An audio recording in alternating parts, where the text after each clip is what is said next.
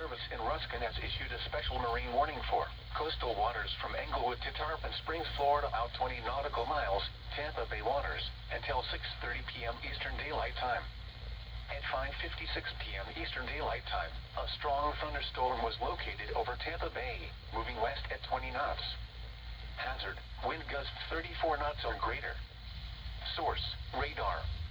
Impact, expect wind gusts in excess of 34 knots, suddenly higher waves, frequent lightning, and heavy downpours. Make sure all on board are wearing life jackets. Locations impacted include Port Manatee Reef, Tampa Bay, Cockroach Bay, and Sunshine Skyway Bridge.